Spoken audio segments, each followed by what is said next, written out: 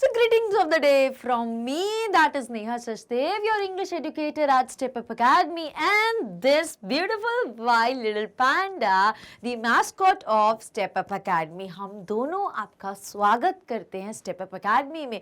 किस चीज के लिए? तो पढ़ने के लिए। क्या पढ़ाने वाले हैं आज हम? क्लास 12 क्लास की चैप्टर नंबर 7 जो हमने लिया है आपकी main course reader book flamingo में से, जिस चैप्टर का नाम है the interview.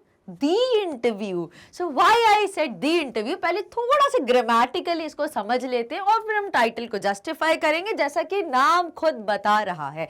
So the title is the interview. अब ग्रामेटिकली पहले जस्टिफाई कर दिया बिकॉज हम इंग्लिश टीचर होने के नाते हमने बहुत बार इन चीजों को पढ़ा है, आर्टिकल्स के बारे में, ए एंड द क्या होता है, द दी का प्रोनाउंसिएशन क्या होता है, और मैंने अभी आपको द इंटरव्यू ना बोल के द इंटरव्यू क्यों बोला। So it's as simple as ABC। जब वॉवल साउंडिंग वर्ड के पहले अगर द आता है तो THE का प्रोनाउंसिएशन वहां पे दी बन जाता है। That's it. So it is not the interview, it is the interview. ये पर्टिकुलर, अब ये द यूज कहां पे किया जाता है? तो द यहां पे यूज किया जाता है वहां पर जहां पर हमें कोई पर्टिकुलर चीज बतानी हो, कोई डेफिनाइट चीज के बारे में हम बात कर रहे हो, या फिर कोई मेंशन चीज के बारे में हम बता रहे हो। स्पेसिफिकेशन के लिए, स्पेसिफिक बताने के लिए, बहुत ही क्लियर बताने के लिए हम द वर्ड का यूज करते हैं। और यहाँ पर इंटरव्यू को फॉलो कर रहे हैं तो हम इसको कैसे रीड करेंगे? The interview. अब नाम से ही समझ में आ रहा है कि टाइटल क्या है। Title is all about the process of interview. अभी जो इंटरव्यू होता है इसका मतलब क्या होता है? The process of interrogating. Interrogate करने का मतलब क्या होता है? हमने सेंटेंसेस पढ़े थे। सिंपल सेंटेंस होता है, कॉम्प्लेक्स सेंटेंस होता है, कंपाउंड सेंटेंस होता है, इंटरोगेटिव सेंटेंस होता है। इंटरोगेटिव सेंटेंस क्या होता है? वो सेंटेंस जो आइडियली W या H वर्ड से स्टार्ट होते हैं और एंड में क्वेश्चन मार्क आता है। For example what, why, whose, where, ऐसे करके, how many, how much, for, ऐसे करके। तो W या H वर्ड से कोई स्टेटमेंट स्टार्ट हो रहा है, एंड में क्वेश्चन मार्क आ रहा है, तो इसको हम इंटरोगेटिव सेंटेंस बोलते हैं। तो interrogative, the process of interrogating a person in order to gain knowledge, information which relates to his or her personal life or professional life is known as an interview। अब इसको हिंदी में exactly समझाती हूँ होता क्या है। तो इंटरव्यू किसी इंसान से जब हम कुछ पूछते हैं, पूछताछ की जाती है। क्यों पूछताछ करी जाती है? उसके बारे में जानकारी हासिल करने के लिए, या फिर उसकी पर्सनल लाइफ या उसके प्रोफेशनल लाइफ से रिलेटेड कुछ चीजों को पूछने के लिए जो किसी को नहीं पता। तो ऐसे रियलिटीज, ऐसे ट्रूथ्स, ऐसे फैक्ट्स एक पर्सन के बारे में वर्ल्ड के सामने रिवील करना इज एन इंटरव्यू। और जो इंटरव्यू लेता है वो इंटरव्यूअर होता है। तो यहाँ पे जैसा आपको समझ में आ रहा है ये कौन है, यहाँ पे हमें समझ में आ रहा है कि आगे लैपटॉप रखा है, ये इनको कुछ बता रहे हैं। सो प्रोबेबली इंटरव्यूअर जो इंटरव्यू लेता है, जो इंटरव्यू देता है इज एन इंटरव्यूई। इंटरव्यूई जो इंटरव्यू जिसका हो रहा है, जो इंटरव्यू ले रहा है, जिससे जो पूछताछ कर रहा है वो इंटरव्यूअर, और जो चीजें बता रहा है अपने बारे में, जो इंटरव्यू दे रहा है वो इंटरव्यूई। ये दो इंपॉर्टेंट चीजें होती हैं एक इंटरव्यू के प्रोसेस में। नाउ अब यहाँ पे इंटरव्यू के बारे में क्या बताया गया, ये उस टाइम की बात हो रही है 1850s की, जब नया नया इंटरव्यू कॉमन नहीं हुआ था, ये ट्रेंड में आया ही था। और सबसे ज्यादा पॉपुलर कहां पर हुआ था? जर्नलिज्म में। तो वहां पर तो ऐसा हो गया था कि कॉमन प्लेस है ये जर्नलिज्म में, तब हर कोई दूसरे इंसान का इंटरव्यू लेता है, कोई पॉपुलर सेलिब्रिटीज का, फेमस पर्सन का, उनकी लाइफ के बारे में कुछ फैक्ट्स ऑडियंस को रिवील करने में, ताकि उनको चैनल को लाइमलाइट में आ जाए, हाईलाइट हो जाए। तो इस पर्पज से इंटरव्यू लिया जाता था उस टाइम में। अब बहुत सारे ऐसे लोग थे उस पीरियड में जो इंटरव्यू को क्रिटिक करते थे और कुछ लोग इंटरव्यू को फेवर करते थे, और कुछ लोग हमने ऐसे भी देखे हैं जिनका खुद का इंटरव्यू अगर लिया जाए तो वो इंटरव्यू के बहुत अगेंस्ट थे, लेकिन कुछ टाइम के बाद वो मोल्ड हो गए और वो खुद ही उन्होंने कुछ लोगों का इंटरव्यू लेना शुरू कर दिया। तो ये कुछ चीजें हैं जो हम इस बहुत ही simple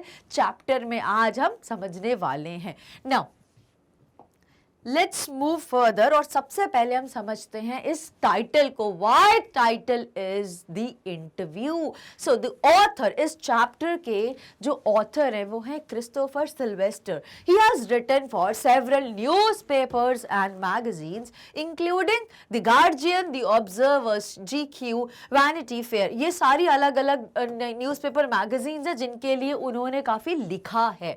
He is also the editor of the Penguin Book of Interviews. अब ये जो बुक का नाम है Penguin Book of Interviews, an anthology from 1859 to the present day. अब इस बुक में से Penguin Book of Interviews जो लिखी है क्रिस्टोफर सिल्वेस्टर ने, वहां से हमने एक्सकर्प्ट किया है, अगेन हमने एक्सट्रैक्ट किया है, और आज जिसको हम डिटेल में पढ़ने वाले हैं, that is the interview. So this is all about the beautiful title of the chapter. अब हम समझते हैं what is the theme of the chapter around which the entire chapter is revolving, या आप ऐसा भी समझ सकते हो what is the main idea, इसका primary concern क्या है इस chapter का, यह chapter क्यों रेस किया गया है।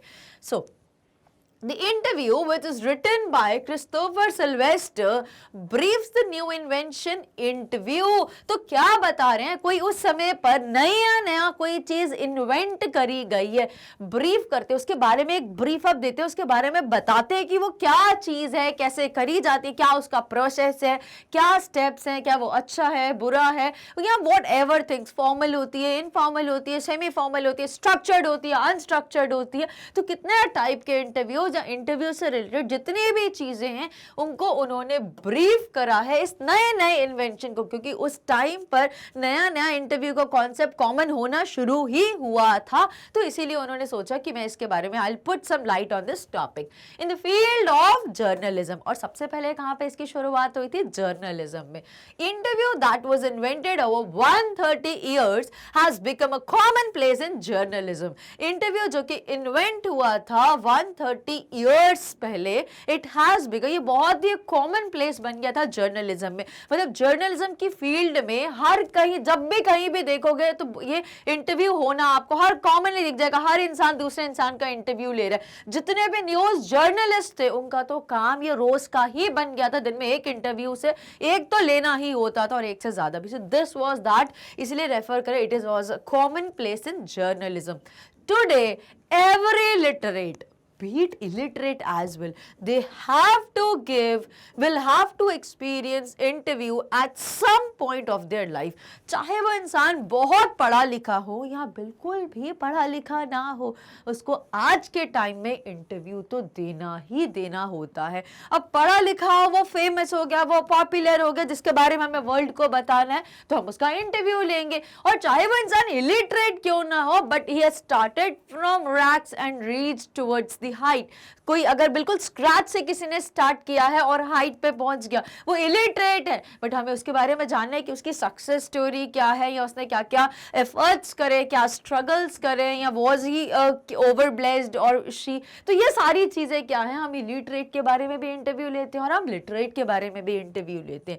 सो टुडे एवरी लिटरेट और illiterate will have to experience interview. उनको इंटरव्यू तो देना ही देना होगा एट सम और the other point of their life. कभी ना कभी लाइफ में आके उनको इस चीज को फेस करना ही होगा। It is surprising to notice that as an interviewer, each one is comfortable. बहुत अच्छी बात है। अगर मैं आपकी इंटरव्यूअर बन जाऊं तो आई एम वेरी कंफर्टेबल। मुझे तो सामने वाले के बारे में कुछ पूछना है, मुझे तो उससे सच उगलवाना है, कुछ बातें ऐसी जाननी है जो किसी को नहीं पता, लेकिन मुझे I am very curious, I am very excited to know about the person. तो मैं तो बड़ी कंफर्टेबल हूँ। But what about the condition of an interviewee, जो इंटरव्यू दे रहा है उसके बारे में सोचा कि उसको कितना पेन होता होगा, उसको किस मेंटल ट्रॉमा फील होता होगा, वो किस मेंटल स्टेट में होगा जब उसको अपनी ऐसे हिडन सीक्रेट्स जो मजबूरी में रिवील करने पड़ते हैं कैमरा के सामने और जो एंटायर वर्ल्ड को पता चल जाएंगे। तो उनके जो पर्सनल लाइफ होती है जो पब्लिकली रिवील हो जाती, तो उनको कितना शेमफुल फील होता है, ये कभी हमने सोचा नहीं। तो यहाँ पर उस चीज के बारे में बात करी जा रही है कि it is surprising to notice that as an interviewer, अगर हम इंटरव्यूअर हैं तो each one is comfortable, I can bet on that, whereas as an interviewee, अगर मैं इंटरव्यूई बन जाऊं और आप मेरा इंटरव्यू लो तो मुझसे कुछ पूछना चाहोगे? Yes, I'm ready. But मेरे को क्या फील होगा मैं बताती हूँ. So whereas an interviewee, they feel it much disturbing and diminishing. But मुझे बहुत discomfort फील होगा यार, कोई मेरी पर्सनल लाइफ के बारे में बार बार क्यों पूछ रहा है, कोई मेरी प्राइवेट चीजों के बारे में क्यों पूछ रहा है, और वो ऐसी चीजें पूछ रहा है स्क्रीन कैमरा के सामने जो मुझे बतानी ही पड़ी होंगी, I have no other option, और वो सबके सामने रिवील हो जाएंगी। तो कितना शेमफुल फील होता है, कितना एम्बैरसिंग सिचुएशंस भी होती है एट टाइम्स, और ऐसा लगता है कोई अड़ी कर रहा है, लाइक कि चाकू दिखा के yes you have to speak only. तो ऐसी सिचुएशन हो जाती है जो बहुत जो बहुत ही डिस्कम्फर्ट क्रिएट करती है, जो बहुत ही अनईजीनेस क्रिएट करती है, that is disturbing and diminishing. अब डिमिनिशिंग क्या बोला है, कई बार ऐसा फील होता है कि हमारी जो ईगो है, हमारी जो सेल्फ रिस्पेक्ट है, हमारी जो इमेज है वो बिल्कुल खत्म हो रही है, बिकॉज हम जैसा बताते थे, जैसे हम स्क्रीन पर बताते हैं we are this we are that, अच्छा काम करना चाहिए सबको, ऐसा जैसे पॉलिटिशियंस करते हैं, अपनी उनकी जो रियलिटी होती है वो फार मच डिफरेंट होती है टू व्हाट दे प्रीच। वो प्रीच कुछ और करते हैं और होते कुछ और। अगर उन लोगों का इंटरव्यू लिया जाए तो पता चलेगा कि वो लोग तो सच्चाई के बारे में बोलते हैं, बट क्या कभी उस चीज को इम्प्लीमेंट करते हैं? तो उनके लिए ऐसी सिचुएशन हो जाती है कि which is really diminishing there image, their self respect and their ego. तो उनको लगता है उनकी जो आइडेंटिटी है, उनका जो अस्तित्व है, वो कहीं ना कहीं मिट्टी में मिल रहा है, वो कहीं ना कहीं बिल्कुल खत्म हो रहा है, ruin हो रहा है। तो इतना नेगेटिव इम्पैक्ट भी हो सकता है इंटरव्यू का। Now let's read introduction of the chapter. Introduction, it is a very brief introduction of the chapter, जिसमें हमें पता चलेगा कि exactly इस chapter में हम क्या-क्या चीजों को पढ़ने और समझने वाले हैं। So here we start reading with the introduction of the chapter. The interview is an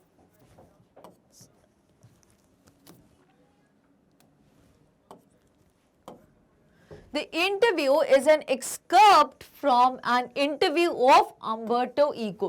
अभी जो इंटरव्यू है ये कहाँ से एक्सकर्प्ट किया हुआ है? हमने अभी पढ़ा था the penguin book of interviews, उसमें से हमने एक पार्ट लिया है जो कहाँ पर है, जो इंटरव्यू किया जा रहा था किसका? अम्बर्टो इको का। अम्बर्टो इको का इंटरव्यू कौन ले रहे थे? एक जो बहुत फेमस जर्नलिस्ट है द हिंदू में से, जिनका नाम है मुकुंद, वो इनका इंटरव्यू ले रहे थे अम्बर्टो इको का, जिसके बारे में हम ये पढ़ने वाले हैं।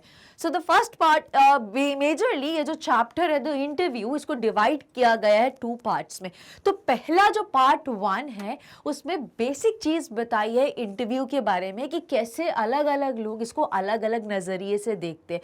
कुछ इसको अच्छा कंसिडर करते हैं कि जो चीजें हैं, कुछ हमें इंसानों के बारे में, हमें लोगों के बारे में, जो फेमस पर्सनालिटीज हैं, स्पेसिफिकली सेलिब्रिटीज हैं, उनके बारे में हमें चीजें पता चलेंगी। कुछ लोग उससे मोटिवेट होते हैं, कुछ लोग उनसे इंस्पायर होते हैं, या कुछ लोग बहुत क्यूरियस एक्साइटेड होते हैं to know about the personal life, because उनसे कभी मिले नहीं होते बट उनके बारे में जानना चाहते हैं। और सेकंड व्यू क्या रहता है, कुछ लोग उसको बिल्कुल ही अगेंस्ट होते हैं और इसको कंसिडर करते हैं लाइक इट इज समथिंग ऐसा लगता है कि इट इज एन असॉल्ट, उनको फील होता है कि उनको लगता है ये बहुत बड़ा क्राइम है जो उनके साथ जबरदस्ती किया जा रहा है कि उनकी इंफॉर्मेशन पब्लिकली रिवील हो रही है। तो कुछ लोग इतने अगेंस्ट होते हैं और कुछ तो इतने मजेदार मजेदार लोग होते हैं कि बोलते हैं कि इंटरव्यू बहुत गलत है, नहीं होना चाहिए ऐसा वैसा, बट थोड़े टाइम बाद हमें पता चल, जब उनका इंटरव्यू लेने जाएं तो वो इंटरव्यू के बहुत अगेंस्ट होते हैं, बट कुछ टाइम के बाद वो खुद ही ऐसे पढ़ने में समझ में आएगा कि वो खुद ही कुछ टाइम के दूसरे लोगों का इंटरव्यू लेते हुए पता चले थे। तो ऐसे भी फनी लोग होते। तो जो फर्स्ट पार्ट है इस चैप्टर इंटरव्यू का, उसमें हमें अलग अलग माइंडसेट या परसेप्शन पता चलेंगे लोगों के टुवर्ड्स इंटरव्यू। और जो सेकेंड पार्ट है हमारे इस चैप्टर का, इंटरव्यू पार्ट 2, उसमें मेजरली एक इंटरव्यू है जो अम्बर्टो इको, यहाँ पर कौन है, इंटरव्यूई है, और जो इनका इंटरव्यू ले रहे हैं वो एक जर्नलिस्ट है फ्रॉम द न्यूज़पेपर हिंदू, जिनका नाम है मुकुंद पद्मनाभन। पद्मनाभन जी यहाँ पर इंटरव्यू ले रहे हैं अम्बर्टो इको का। तो पूरा इनका जो इंटरव्यू होता है, जैसे कि पहले कुछ मुकुंद ने पूछा उनसे, फिर अम्बर्टो इको ने आंसर दिया, फिर कुछ उन्होंने पूछा फिर आंसर दिया, तो पूरा ऐसा इंटरव्यू नरेटिव टाइप का है पूरा सेकेंड पार्ट। तो हम अभी डिस्कस कर रहे हैं फर्स्ट पार्ट का introduction. So the interview is an excerpt from an interview of Umberto Eco, जो पेंगुइन बुक ऑफ इंटरव्यूज हैं जिसको क्रिस्टोफर सिल्वेस्टर ने लिखा है, उसमें एक इंटरव्यू दिया गया है अम्बर्टो इको का मिस्टर मुकुंद पद्मनाभन के साथ, और ये इंटरव्यू हमने एक्सट्रैक्ट किया है जिसको आज हम पार्ट 2 में पढ़ने वाले हैं। The interviewer is, इंटरव्यू जो ले रहा है वो कौन है, Mukund Padmanabhan. So he is Mr. Mukund Padmanabhan, journalist from the Hindu. Thousands of celebrities have been interviewed over the years, और इतने सालों में हजारों सेलिब्रिटीज का इंटरव्यू ले चुके हैं। Our most vivid impressions about contemporary, our most vivid का मतलब क्या होता है, बहुत ही क्लियर, जो जिसको देख के बहुत ही क्लियरली हमें इमेज समझ में आ जाए किसी चीज की। So our most vivid, बहुत ही क्लियर impressions about contemporary का मतलब क्या, जल्दी से देख लेते हैं। So a person or thing living or existing at the same time as another, तो आप ऐसा भी बोल सकते हैं इसको कि मतलब एक टाइम पे एग्जिस्ट होने वाली चीजें सिमिलर, या एक जनरेशन एक माइंडसेट बताने के लिए। फॉर एग्जांपल अभी इस जनरेशन में हम लोग एक साथ जो टाइम को शेयर कर रहे हैं, हम लोगों की एक जैसी चीजें हैं, एक जैसी सोच है, एक जैसा जनरेशन है। अगर पुराने वाले लोग होंगे, हम पुराने टाइम की बात करें तो वो अगर 1920s की बात करें, 1950s की बात करें, तो वो एक जनरेशन थी, एक जैसा टाइम था, एक जैसा पूरा पीरियड था। तो एक टाइम के लोगों को कंटेम्पररी बोला जाता है। सो आर मोस्ट, जो हमें जो बहुत एक क्लियर इंप्रेशन पता चलता है about contemporary celebrities are through interviews. तो हमें एक इंटरव्यू ही एक वो प्लेटफॉर्म है, एक ऐसा मीन्स है, एक ऐसा मोड है जिसके थ्रू हमें पता चलता है, एक बहुत ही क्लियर इंप्रेशन पता चलता है, एक बहुत ही क्लियर पिक्चर समझ में आती है कि इस पर्टिकुलर जनरेशन या इस पर्टिकुलर टाइम पीरियड में लोग कैसे थे, इनकी सोच कैसी थी, इनके क्या नजरिए थे, या what ever XYZ thing. Now but for some of them interviews are unwarranted intrusion in their life। but कुछ लोगों को क्या लगता है, इतने नेगेटिव होते, इतना क्रिटिक करते हैं इंटरव्यू को, और वो क्या बोलते हैं, कुछ लोगों के लिए some of them consider interviews are unwarranted intrusion in their lives, ठीक है, जिसका कोई वारंट नहीं है, आप बिना परमिशन के किसी की लाइफ में एंटर कर जाते हो और इंटरप्ट करते हो, दखल अंदाजी देते हो जबरदस्ती में बिना पूछे। तो कुछ लोग तो बोलते हैं कि ये किस टाइप का, आप जोर जबरदस्ती करके किसी के घर के अंदर घुस आते हो, और उसको इट इज लाइक जैसे चोर क्या करता है कि जबरदस्ती घर के अंदर घुस आता है और फिर चाकू दिखा के बोलता है जितना भी सामान, जितनी भी वैल्यूएबल प्रीशियस चीजें आप हमें दे दो। So it is just like that case for some people towards interview। तो कुछ लोग भी इंटरव्यूअर्स को जो इंटरव्यू लेता है, इंटरव्यूअर्स को क्या समझते हैं, किसी चोर या डकैत से कम नहीं समझते हैं, क्योंकि वो सेम वही रोल प्ले करते हैं, जबरदस्ती किसी के पास आ जाना बिना इन्विटेशन के, बिना बुलाए, अनवारंटेड तरीके से, और उनको उनकी लाइफ में इंटरप्ट करना, उनकी लाइफ में बीच में दखल अंदाजी देना, और उनकी चीजों को, उनकी पर्सनल चीजों को रिवील कराना पब्लिकली। तो it is something very criticizing for some people। In the second part of the chapter, the interviewer highlights. अब फर्स्ट पार्ट में हमने देखा कि हमें क्या पता चला, कुछ लोग अच्छा बोलते हैं, कुछ लोग उसको बहुत ही ज्यादा क्रिटिक करते हैं. और जो सेकंड पार्ट है हमारे चैप्टर का, second part of the chapter interview highlights, in the second part of the chapter, the interviewer highlights how Umberto Eco considers himself as an academician first and a novelist later on. तो पहले क्या है, ये जो second part है उसमें मैंने आपको बताया कि इसमें एक इंटरव्यू है जो हमें पढ़ने को मिलेगा, एग्जैक्ट जैसे एक इंटरव्यू का फॉर्मेट होता है कि उनसे जर्नलिस्ट कुछ पूछ रहे, फिर वो उसका रिप्लाई करेंगे, फिर जर्नलिस्ट कुछ पूछेंगे उनसे, उनका वो रिप्लाई करेंगे. तो यहाँ पे किसके बीच में इंटरव्यू हो रहा है, अम्बर्टो इको, और दूसरे जो इंटरव्यू ले रहे हैं, जो इंटरव्यूअर है वो कौन है, मिस्टर मुकुंद पद्मनाभन. सो यहाँ पर इंटरव्यूअर हाईलाइट्स, यहाँ पे इंटरव्यूअर जो अम्बर्टो इको है वो किस चीज को हाईलाइट करते हैं, he considers himself as an academician. वो अपने आप को कंसिडर करते हैं कि मैं एक एकेडमिक में रहता हूँ, मैं बाय प्रोफेशन एक प्रोफेसर हूँ जो यूनिवर्सिटी ऑफ बोल्गना जो कि इटली में है उससे एसोसिएटेड हूँ. तो वो खुद को एक एकेडमिशियन कंसिडर करते हैं and a novelist later on. तो पहले वो अपने आप को समझते हैं कि जो मेरा प्रोफेशन है टीचिंग का, बाय प्रोफेशन मैं प्रोफेसर हूँ और मैं एक एकेडमिशियन हूँ रादर देन नॉवेलिस्ट. तो वो नॉवेलिस्ट भी होते हैं बिकॉज वो जो भी उनको अपना फ्री टाइम मिलता है उसमें एज इंटरेस्ट एज पैशन वो नॉवेल्स और एसेज लिखते हैं. तो वो नॉवेलिस्ट, बहुत लोग, मेजॉरिटी ऑफ पीपल, उनको ये नहीं पता कि वो एक फेमस एकेडमिशियन है, वो उनको क्या कंसीडर करते हैं, वो उनको एक नॉवेलिस्ट कंसीडर करते हैं. बट वो यहाँ पे क्लियर करते हैं और इस इंटरव्यू में उस चीज को एम्फसाइज करने की कोशिश करते हैं कि by profession I am a professor and I would be very privileged if you guys know me as an academician first and then as a novelist, because ये मेरा प्राइमरी रोल तो ये है and here comes the secondary role that is novelist का. He considers himself a university professor who writes novels on Sundays occasionally. अब वो क्या बोल रहे हैं कि वो अपने आप को एक यूनिवर्सिटी का प्रोफेसर कंसिडर करते हैं बिकॉज मेजरली तो वो प्रोफेसर ही होते हैं जो एकेडमिक्स में डील करते हैं, वो स्कॉलरली प्रोफेसर होते हैं. बट फिर बोलते हैं कि मैं एक ऐसा प्रोफेसर हूँ जो नॉवेल भी लिखता हूँ, जो ऐसे भी लिखता हूँ बिकॉज मुझे इंटरेस्ट है इन चीज़ों में. सो ऑन संडेज, और वो कब लिखते हैं, सिर्फ जब भी मेरा फ्री टाइम मुझे मिलता है, तो मैं टाइम को वेस्ट नहीं करता. वो जितने भी फ्री टाइम मुझे बिजी स्केड्यूल में मिल पाते हैं, स्पेसिफिकली संडे को मैं बैठ के अपने इंटरेस्ट या जो भी मुझे पैशन है मैं उन चीज़ों को परस्यू करता हूँ. तो कब लिखते हैं वो नॉवेल्स, जस्ट ऑन संडेज.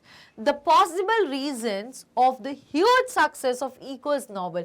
अब यहाँ पर क्या बताया गया है कि वो होते एक प्रोफेसर हैं, एक एकेडमिशियन होते हैं, बट वो फेमस किस चीज के लिए होते हैं, एज अ नॉवल राइटर. वो फेमस नॉवेलिस्ट बन जाते हैं और उनके नॉवेल्स इतने पॉपुलर होते हैं कि उनके 10 मिलियन कॉपीज पब्लिक हो जाती हैं. अब यहाँ पर वो बताते हैं कि the possible reason of the huge success of Umberto Eco's novel, the name of the Rose are also highlighted in the interview. अब इस इंटरव्यू में वो ये भी बताएंगे कि जो ह्यूज सक्सेस मिली थी उनको अपने नॉवल से जिसका नाम था द नेम ऑफ द रोज, उसके बारे में भी वो हाईलाइट करेंगे इस इंटरव्यू पार्ट 2 में जो हमारी चैप्टर में दिया गया है. सो this was all about a very brief introduction of the two parts which are given in the chapter the interview. अब हम जल्दी से start करते हैं reading with the summary of the chapter. So the lesson begins with the introduction to interview as a commonplace of journalism.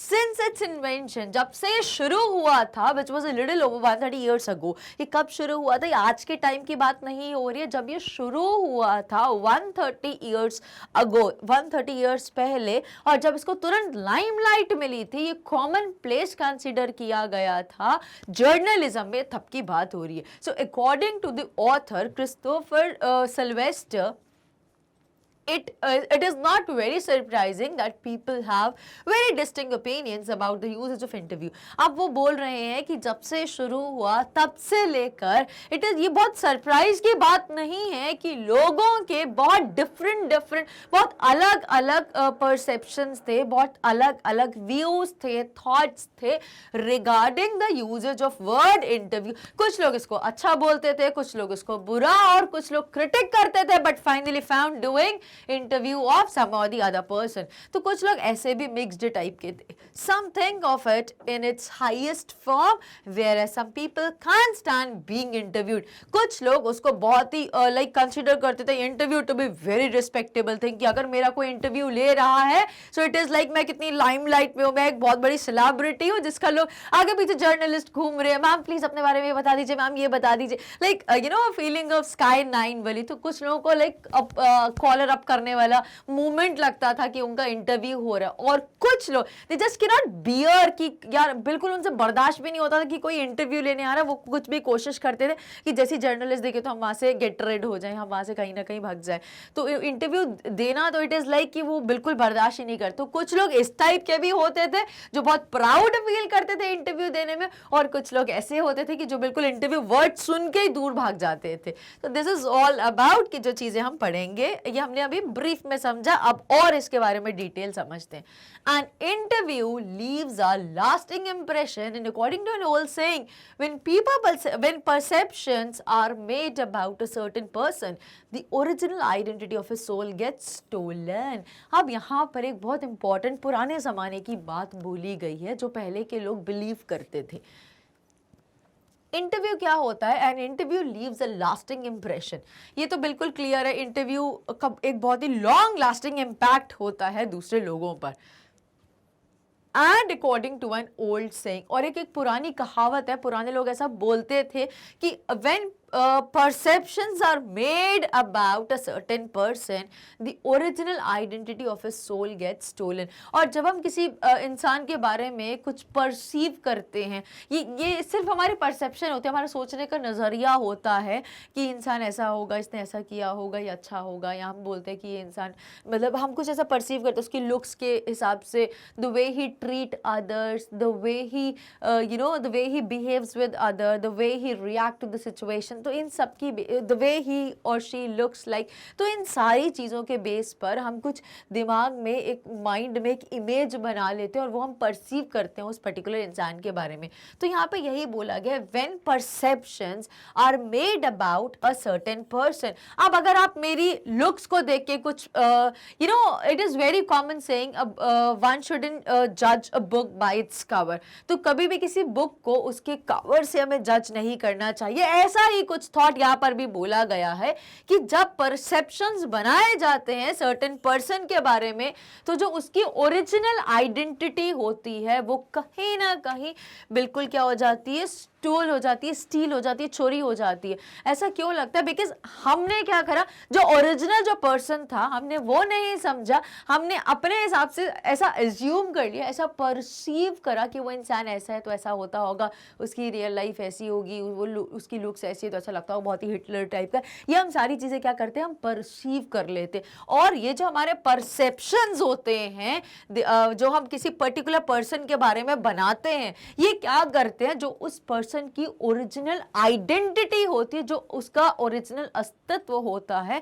जो वो खुद होता है, उसका आइडेंटिटी जो होती है उसके सोल की, दैट गेट्स स्टोलन. वो उसकी ऐसा लगता है कि उसकी जो खुद की आइडेंटिटी है, जो उसकी स्वयं की जो पहचान है, वो कहीं ना कहीं चोरी होगी, वो कहीं ना कहीं घूम होगी. बिकॉज हम जो उसकी ओरिजिनलिटी है उसको उसकी ओरिजिनलिटी को हम कहीं ना कहीं खत्म कर देते हैं, स्टील कर लेते हैं, और हम जो परसीव करते हैं हम वो उसको लोगों को दिखाने लग जाते हैं. So this is what the very bitter truth, या ये आप ऐसा कह सकते हैं नेगेटिव एटीट्यूड है towards interviews.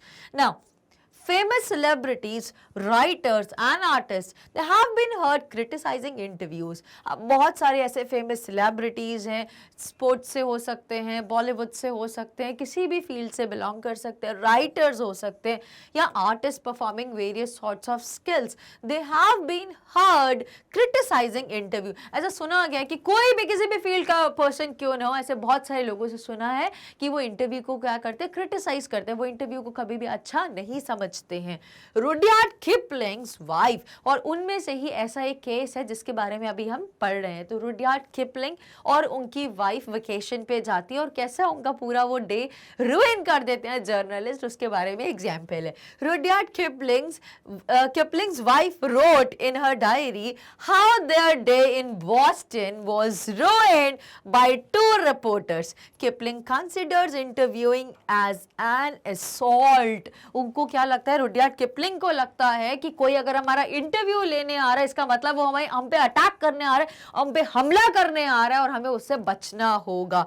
A crime that should attract punishment, और एक ऐसा क्राइम की जो जिसके लिए लिटरली यहाँ पे अट्रैक्ट करने का मतलब ये नहीं है कि वो अट्रैक्ट कर रहा है, बट एक ऐसा क्राइम जिसके लिए फॉर श्योर पनिशमेंट डिफाइन होनी चाहिए. क्योंकि उनको क्या लगता है कि ये क्या है. जब रुडयार्ड किपलिंग का वो और उनकी वाइफ जब वेकेशन पे गए थे बॉस्टन में, तो 2 इंटरव्यूज ने पूरा दिन उनका खराब कर दिया. तो उस समय उन्होंने ऐसा स्टेटमेंट दिया कि उनके अकॉर्डिंग, रुडयार्ड किपलिंग के अकॉर्डिंग इंटरव्यू क्या है, he considers interviewing as an assault, एक हमला है, एक क्राइम है जिसके लिए फॉर श्योर कोई सही पनिशमेंट होनी चाहिए. तो इतना नेगेटिव एटीट्यूड है टुवर्ड्स इंटरव्यू, या इतना उसको क्रिटिसाइज कर रहे हैं इंटरव्यू को, जो उनका पर्सनल एक्सपीरियंस बोल रहा है. Let's read further. He believes that a respectable man would never ask or give an interview. अब यहाँ पर he कौन है जिसकी हम बात कर रहे थे अभी प्रीवियस स्लाइड में, that is Rudyard Kipling. So Rudyard Kipling, he believes that a respectable man would never ask or give an interview. कि अगर कोई बहुत ही respectable इंसान है, he earns respect in the society और he is a very decent person, या एक बहुत ही humble decent family को belong करता है, बहुत ही sophisticated person है, तो वो कभी भी नहीं चाहेगा कि कोई इंसान आए उसका इंटरव्यू ले या वो खुद अपनी खुशी से किसी को इंटरव्यू देना चाहे. So he would never want, he respectable man would never ask, वो कभी भी नहीं बोलेगा या कभी भी इंटरव्यू नहीं देगा. There is an excerpt from the interview between Mukund from the Hindu newspaper and Umberto Eco, जो कि professor at the University of Bologna in Italy, who had already acquired a formidable reputation as a scholar for his ideas on semiotics. Semiotics क्या, study of science, science के बारे में जिसको पढ़ाया जाता है, साइंस नॉलेज जिसको दी जाती है, उनको semiotics बोला जाता है. वो उसके प्रोफेसर थे. Literary interpretation and medieval aesthetics before it turn to writing fiction. अब यहाँ पर हमें किसके बारे में पता चला, अम्बर्टो ईको के बारे में ब्रीफ डिस्क्रिप्शन पढ़ने को मिला. फिर से एक बार रीड करते हैं और समझते हैं. अब हम जो आगे पढ़ने वाले हैं वो क्या है, वो इंटरव्यू पढ़ेंगे बिटवीन अम्बर्टो ईको और ले कौन रहा था, इंटरव्यूअर कौन थे, मिस्टर मुकुंद पद्मनाभन, और इंटरव्यूई कौन थे, अम्बर्टो ईको. अम्बर्टो ईको जो कि एक प्रोफेसर थे यूनिवर्सिटी ऑफ बोलोग्ना में जो इटली में है, who had already acquired a formidable reputation as a scholar.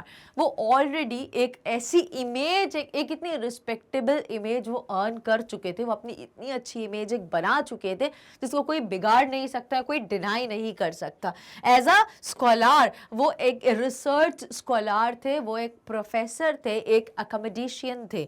For his ideas on semiotics, उनके आइडियाज, उनको जो रिसर्च कर रहे थे, रिसर्च स्कॉलर थे, किस पे रिसर्च कर रहे थे, ऑन सेमियोटिक्स. सेमियोटिक्स क्या होता है, study of sine language. Literary interpretation sorry literary interpretations और लिटरेरी मतलब जो भी लिटरेचर को पढ़ के आप क्या समझ सकते हो, इस पीरियड की हिस्ट्री को पढ़ के क्या समझ में आया इस पीरियड के, तो ये सारी चीज़ों के बारे में भी। और मिडिवल एस्थेटिक्स, और जो मिडिल पीरियड था, सबसे पहले हमारा एंशिएंट हिस्ट्री आई, फिर मिडिल आया और फिर मॉडर्न आई। तो जो मिडिल पीरियड की जो बात करिए, जिसको हम मिडिवल एस्थेटिक्स के बारे में बता रहे हैं, before he turn to writing fiction, और मतलब फिक्शन लिखने से पहले जो फिक्शंस लिखते थे अनरियल चीज़ों के बारे में। फिक्शन क्या होता है? जो मन गढ़ंत कहानियाँ जो लिखते हैं, एसेज, जो नॉवेल्स लिखते थे, दे वर रिलेटेड टू किस जॉनरे में होते थे? फिक्शन रिलेटेड चीज़ों के बारे में लिखते थे। जो अनरियल होती है, जो काल्पनिक होती है, मन गढ़ंत कहानियाँ होती हैं, उनके बारे में लिखते थे। तो लिखने से पहले एक एसेइस्ट या एक नॉवेलिस्ट बनने से पहले वो क्या करते थे? He has well earned image in field of research scholar, जो क्या करते थे, who had a great idea about semiotics, literary interpretation and medieval aesthetics। अब ये सारी चीजें हमें पता चली अम्बर्टो इको के बारे में, जो हमें रिवील करती है, जो हमें ऐसा बताती है कि अम्बर्टो इको एक नॉवेलिस्ट बनने से पहले या एक नॉवेलिस्ट जानने से पहले वो क्या थे? एक फेमस, वो इतनी अच्छी रेप्यूटेशन अर्न कर चुके थे as a profession of professor, या उनको हम एक रिसर्च स्कॉलर भी बोल सकते हैं या फिर एक एकेडमिशियन भी बोल सकते हैं। Here is the image of Umberto Eco.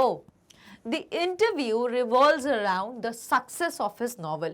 अब ये जो पूरा इंटरव्यू है, ये किसके बारे में है? क्यों मुकुंद पद्मनाभन ने, जो जर्नलिस्ट थे द हिंदू से, उन्होंने क्यों सोचा कि हम इनका इंटरव्यू लेते हैं? तो वो जाने किसके लिए जाते थे? अपने नॉवेल्स की वजह से, अपनी राइटिंग्स की वजह से। बट वो क्या चाहते थे कि वो तो मेरी सेकेंडरी टास्क है, मेरा मेन काम क्या है? मैं एज अ प्रोफेशन एक प्रोफेसर हूँ और मैं चाहता हूँ कि लोग मुझे एक प्रोफेसर के जैसे जाने, ना कि मुझे नॉवेलिस्ट के जैसे जाने।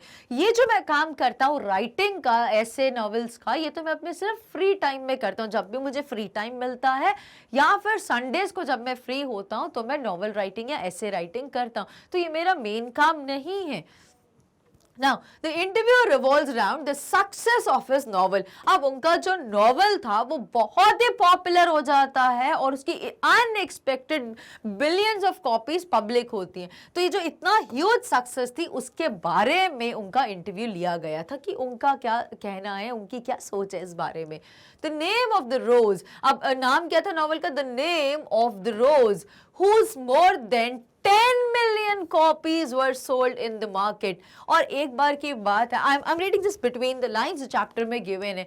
एक बार अमेरिकन पब्लिशर ने उनको कहा था कि आप यहाँ पर सिर्फ 3000 कॉपीज रख दीजिए, बिकॉज आई डोंट थिंक कि अमेरिका के लोग आपके नॉवेल को इतना पसंद करेंगे। तो कहीं ना कहीं उन्होंने उनकी राइटिंग्स को या उनको अंडर एस्टिमेट करा। बट इसका रिजल्ट ये हुआ था कि जब मार्केट में ये बुक पब्लिक होना शुरू हुई, जब लोगों ने इसको पढ़ना शुरू करा, तो इतना अप्रिशिएट करा कि 3000 का जो फिगर था वो मोर देन 10 मिलियन पे टच कर रहा था। So this was also a credit to Umberto Eco. The interviewer begins by asking him, interviewer कौन? मुकुंद कहाँ से स्टार्ट करते हैं? He begins by asking him how Umberto manages to do so many different things, to which he replies। अब वो Umberto eco से बोलते हैं, इंटरव्यूअर और इंटरव्यूई। अब वो अम्बर्टो इको से क्या बोलते हैं कि सर, अच्छा ठीक है, हम ऐसे मानते हैं, आप तो अभी रिप्लाई नहीं करेंगे, so I am Umberto Eco और मैं अभी मुकुंद हूँ और वहां पर जब जाऊंगे so I would be Umberto Eco. तो मुकुंद सबसे पहले इंटरव्यू कैसे स्टार्ट करते हैं? By asking him how Umberto manages to do so many different things। अब सर, आप एक समय में एक साथ इतनी सारी अलग अलग चीजें कैसे कर सकते हो? क्या आप मल्टीटास्किंग हो? क्या आप ये भी कर लेते हो? आप एक प्रोफेसर हो, आप पढ़ाते भी हो, आप आपकी रिसर्च भी हो रही है सेमियोटिक्स पर, वो भी कर लेते हो, फिर आप मेडिवल हिस्ट्री के बारे में भी ड्वेल कर रहे हो, एस्थेटिक्स के बारे में, फिर आप लिटरेरी इंटरप्रेट भी करते हो, आप ये सारी चीजें भी करते हो, और इसके बाद आप नॉवेल्स भी लिखते हो, आप एसेस भी लिखते हो। तो इतनी सारी चीजें आप सर कैसे कर सकते हो? तो अब अम्बर्टो इको क्या रिप्लाई करते हैं कि which he replies by saying that he is doing the same thing in his free time। अब वो बोलते हैं अलग अलग मैं मल्टीटास्किंग नहीं हूं, मैं तो एक ही चीज करता हूं, जब भी मुझे फ्री टाइम मिलता है मैं एक ही चीज को करता हूं। तो कहीं ना कहीं उनका माइंड बहुत क्लियर है, उनकी जो सोच है वो उसी को बताते हैं कि मैं करता एक ही चीज हूं, लेकिन जब भी मुझे फ्री टाइम मिलता है मैं उसी सोच को अलग अलग जगह पर यूज करता हूं। तो उनके अकॉर्डिंग वो एक ही चीज करते हैं। Now he is doing the same thing in his free time. He further justifies, और अम्बर्टो इको, अभी अम्बर्टो इको मैं हूं, ठीक है, अभी और क्या बोलते हैं, further justifies and mention that, और अभी वो और क्लियर करेंगे कि ऐसा क्यों मैं एक ही चीज करता हूँ अपने फ्री टाइम में, जब भी थोड़ा सा भी टाइम मुझे फ्री मिल जाता है। इसको यहाँ पर उन्होंने बोला जो इंटरवीनिंग स्पेस होता है, मतलब हम दो एक्टिविटीज कर रहे हैं, जैसे कि मेरा खाना रेडी हो गया है और मुझे 5 मिनट्स का गैप चाहिए जब तक चीजें सर्व हो जाए, तो वो जो 5-10 मिनट्स का गैप है मैं उसमें भी अपना ये टाइम यूटिलाइज कर लूंगी और कुछ ना कुछ सोचूंगी और लिखने लग जाऊंगी जितना भी टाइम अवेलेबल।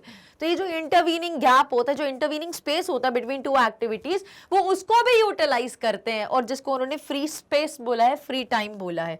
और वो कैसे जस्टिफाई करते हैं और मेंशन करते हैं, that is books about children talk about piece and non violence. और वो जस्टिफाई करके बोलते हैं कि जो मेरी बुक्स हैं, जो बच्चों के बारे में मैं जो बुक्स लिखता हूँ, दैट इज ऑल अबाउट किसके बारे में, he further justifies and mentions that is books about children talk about, जो चिल्ड्रंस के बारे में, वो किस चीज के बारे में बताती है, पीस के बारे में, शांति के बारे में, नॉन वायलेंस के बारे में। तो बच्चों में एक अच्छी भावना जगाते हैं कि हमें प्यार मोहब्बत से रहना चाहिए, हमें लड़ाई झगड़ों में बिलीव नहीं करना चाहिए, शांति होनी चाहिए, पीस को स्प्रेड करते हैं, नॉन वायलेंस वो सिखाना चाहते हैं, which is the end reflect his interest in philosophy. और ये कहीं ना कहीं कहाँ पे मैच कर रहा है, जो हमने स्टार्टिंग में पढ़ा था फिलॉसफी के बारे में। तो इससे हमें पता चलता है कि अम्बर्टो इको फिलॉसफी को प्रीच करते थे, लिटरेरी इंटरप्रिटेशन में बिलीव करते थे।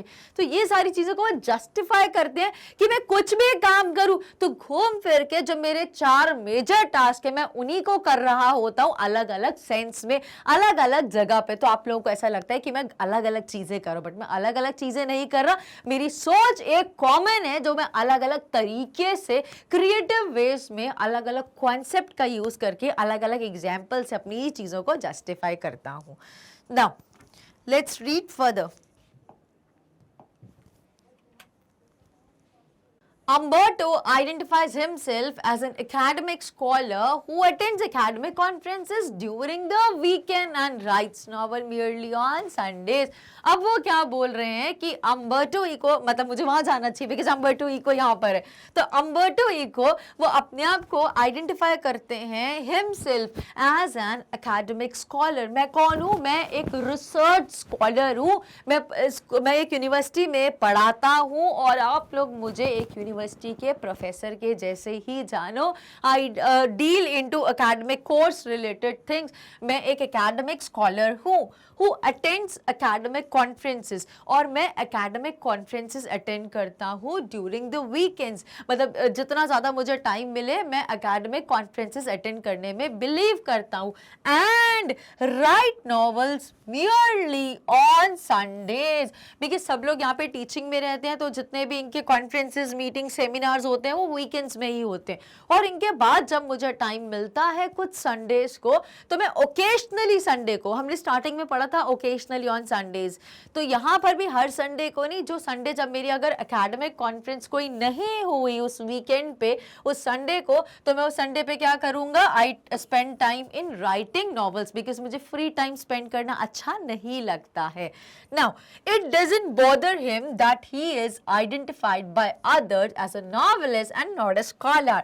अब यहाँ पर अम्बर्टो इको ये भी बोलते हैं कि इट डजंट बॉदर हिम। अब जब यहाँ पर एक और पार्ट था, यहाँ पर मिस्टर मुकुंद बोलते हैं कि क्या सर ये चीजें आपको बॉदर नहीं करती, क्या चीज आपको ये अजीब नहीं लगता सर, क्या आपको परेशानी नहीं होती है सुन के कि यार लोग मेरे को एज अ नॉवेलिस्ट जानते हैं और मेरे को एज अ प्रोफेसर नहीं जानते, बट मेरा जो मेन जो कोर पार्ट है वो तो मैं एज अ प्रोफेसर हूँ, तो मुझे वो नहीं जानते। तो मुकुंद अम्बर्टो इको को बोलते सर आपको बुरा नहीं लगता कि आपको ये चीज बॉदर नहीं करती, परेशान नहीं करती, तो अब वहां पर वो पार्ट आता है, it doesn't bother him that he is identified by others as a novelist. वो कहते नहीं, मुझे कोई ज्यादा फर्क नहीं पड़ता। क्यों? अगर लोग मुझे एज अ नॉवेलिस्ट हंसते हैं, मतलब इसको बहुत ही लाइट में लेते हैं और हंसते हैं और वो श्रग ऑफ करते हैं कि अगर ठीक है, लोग मैं जानते तो है ना, अगर वो उनको नॉवेल्स पढ़ने में इंटरेस्ट है, अगर उनको वहां पे इंटरेस्ट है, तो वो मुझे उसकी वजह से जानते हैं और वो जस्टिफाई भी करते हैं कि सेमियोटिक्स जो कि बहुत ही, देखो स्कॉलर जो होते हैं वो एकेडमिक में डील करते हैं। अब एकेडमिक जो मार्केट है वो तो बहुत थोड़ी सी रहती है, तो वो कहते हैं अगर लोगों का इंटरेस्ट ज्यादा इस टाइप के नॉवेल्स को पढ़ने में है तो हो सकता है वो उसकी वजह से मुझे ज्यादा जानते हैं, तो ठीक है, इट्स ओके। वो हंसते और ऐसे श्रग ऑफ करते, चलो ठीक है ना, कोई बात नहीं, मुझे जानते तो है, दैट इज ओके। तो it doesn't bother him that he is identified by others as a novelist first. ये ऐसा होगा तो ये क्लियर आपको समझ में आएगा। He is considered as a novelist first and not a scholar because he knows that it is difficult to reach millions of people with scholarly work, क्योंकि वो खुद एक्सेप्ट करते हैं कि स्कॉलरली वर्क के साथ मिलियंस ऑफ पीपल पर reach करना इट्स नॉट पॉसिबल, बिकॉज हमारा जो एकेडमिक जो प्रोफेशन है, जो प्रोफेसर होते हैं, उनकी रीच एक यूनिवर्सिटी या ज़्यादा से ज़्यादा उसके स्टेट के जितनी कुछ और कॉलेजेस या कुछ और यूनिवर्सिटीज़ होंगे, उनके थोड़े बहुत बच्चे जानते होंगे। बट वो कह रहे हैं कि इस प्रोफेशन में रह के मिलियंस ऑफ पीपल तक रीच बनाना तो पॉसिबल नहीं है। तो वो पॉसिबल किसकी वजह से है? By being a novelist. तो अब let's try to reiterate that he is identified by others as a novelist first and not a scholar, because he knows that it's difficult to reach millions of people with scholarly work. वो बहुत अच्छे से justify करते हैं, खुद से accept कर रहे हैं कि by just doing scholarly work it's not possible for a normal person to reach millions of people. He believes there are empty spaces. अब ये जो चीज़ है ये थोड़ी सी important है। मैं यहाँ पर क्यों खड़ी हूँ? बिकॉज अभी मैं अम्बर्टो ईको को ही बारे में ही बता रही हूँ, उनके थॉट्स को जस्टिफाई कर रही हूँ। तो यहाँ पर ये बहुत इंपॉर्टेंट पार्ट है अम्बर्टो ईको, जिसके बारे में एम्फसाइज करते हैं और आप भी उनसे सीख सकते हो कि कैसे हम अपने एम्प्टी स्पेसेस को, जो हमें जो खाली समय मिलता है, जो फ्री टाइम मिलता है, जो दो एक्टिविटीज के बीच में जो हमें गैप मिलता है, हम उस टाइम को कैसे इफेक्टिवली यूटिलाइज कर सकते हैं। And you never know, and it is beyond your imagination और एक्सपेक्टेशन, कि आप उस टाइम पे जो आप ऑक्यूपाई हो रहे थे जो काम करने में, may be that make your reach of millions of people. तो इसीलिए उन्होंने एम्फसाइज करें यहाँ पे एम्प्टी स्पेसेस के बारे में। तो अगेन हम अम्बर्टो ईको, अभी मैं टीचर थी बीच में आ गई थी। सो यहाँ पे अम्बर्टो ईको किसको एम्फसाइज करते हैं? एम्प्टी स्पेस, जो हमें खाली समय मिलता है। For example teacher, so for example अगर आप स्कूल 12th के स्टूडेंट्स हो, स्कूल जाते हो, बस से जाते हो या फ्रेंड के साथ जाते हो, पूल करके जाते हो, आप वेट कर रहे हो और हो सकता है कई बार वेट आपका 15-20 मिनट्स का भी हो जाए, तो खाली समय होता है घर से आने का और वो जो वेट करने का, उस समय में आप कुछ इफेक्टिव काम, प्रोडक्टिव काम कर सकते हो। Now, अम्बर्टो ईको क्या बोलते हैं? He believes, ही कौन है यहाँ पे? Umberto eco. I hope it is quite clear. मैं बार बार बोल ही रही हूँ। Umberto Eco believes there are empty spaces in one's life. हर एक की लाइफ में काफ़ी empty space होता है, ऐसा कोई नहीं होता जो 24 hours occupied रहता है, थोड़ा समय तो होता ही होता है in one's life. Just like there are empty spaces in atoms and of the universe. अब क्या बोल रहे हैं? जैसे कि empty space होता है in atoms of the universe. इस अगर मानो कि ये यूनिवर्स है तो ये atoms है। अब अगर हम देखें तो इनमें भी ये स्पेस दिख रहा है, ये अगर इनमें भी स्पेस दिख रही है, ये जो पूरा स्पेस है, तो बोलते हैं कि एटम को यहाँ पर क्या बोला गया? जो स्मॉलेस्ट पार्ट होता है एक मॉलिक्यूल का, एक छोटा सा पार्ट, अगर हम उनको भी अरेंज करें इस यूनिवर्स में, तो छोटे छोटे का पार्ट, मतलब इतना क्लोजली टाइट चीज में भी अगर हमें स्पेस अगर है इस यूनिवर्स में, तो हमारे पास तो पक्का है ही है space. Then he calls them interstices. अब वो इनको क्या बोलते हैं? वो इनको interstices डिफाइन करते हैं अपने हिसाब से, that is intervening gap. and most of his productive work is done during this period of time. और वो बोल रहे हैं कि उनका ज़्यादातर जो फ्रूटफुल काम है, जो प्रोडक्टिव काम है, वो इस इंटरवीनिंग गैप में ही करते हैं, वो इस इंटरस्टिसीज में ही करते हैं, इस फ्री पीरियड में ही करते हैं. Now talking about his novel, अभी अम्बर्टो इको ही है बट मैं थोड़ा सा यहाँ पे comfortable, so I will stand here. Talking about his novel he mentions that it is not an easy read. अब कहाँ से बात स्टार्ट हो रही है, अम्बर्टो इको अपने नॉवल के बारे में बोलना शुरू कर रहे हैं. तो यहाँ पे क्या बोलते हैं, टॉकिंग अबाउट हिज नॉवल, उनका नॉवल का नाम क्या था, द नेम ऑफ द रोज. उनका बहुत ही पॉपुलर हुआ था, 10 मिलियन कॉपीज इनकी, मोर देन 10 मिलियन कॉपीज इनकी सेल हुई थी. So that is the name, किसका नेम, नेम ऑफ द रोज. तो ये टाइटल था उनके नॉवेल का. जब अब वो अपने नॉवेल के बारे में बात करते हैं तो अम्बर्टो इको क्या क्या बताते हैं.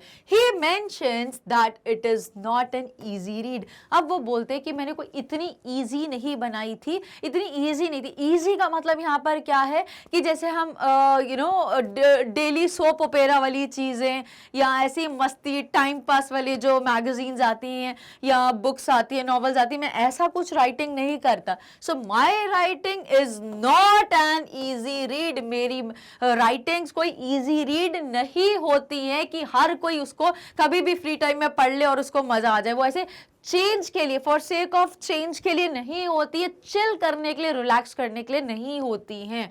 It has a detective aspect. उसमें एक डिटेक्टिव एस्पेक्ट होता है. Let me become Umberto Eco so that you have a clarity of the thoughts and you can get into it. अब वो क्या बोलते हैं, it has a detective aspect.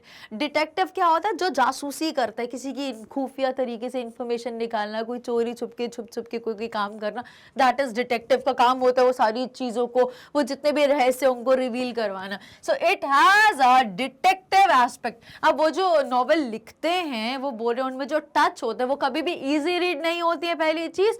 और दूसरा उनमें डिटेक्टिव एस्पेक्ट होता है to it along with metaphysics. अब डिटेक्टिव टच तो होता ही है, उसके साथ साथ वो अपनी पीस ऑफ राइटिंग्स में क्या क्या चीज़ों के बारे में हाईलाइट करते हैं. तो ये कुछ इंपॉर्टेंट जिसको हम जल्दी से समझते हैं. तो पहली चीज़ उन्होंने क्या बोली है, मेटाफिजिक्स के बारे में. So it has a detective aspect to it along with, पहली चीज मेटाफिजिक्स और कॉमा करके दूसरी चीज किसके बारे में होती है, थियोलॉजी के बारे में. एंड थर्ड क्या बोला है, मेडिवल हिस्ट्री के बारे में. तो ये तीन चीजों के बारे में बोल रहे हैं along with डिटेक्टिव एस्पेक्ट. मतलब एक जासूसी एस्पेक्ट, जो उनकी राइटिंग्स होती हैं वो इजी तो नहीं होती है, काफी टफ रीडिंग होती है जिनमें वो डिटेक्टिव एस्पेक्ट होता है. किसके साथ साथ, तो पहला होता है यहाँ पे मेटाफिजिक्स.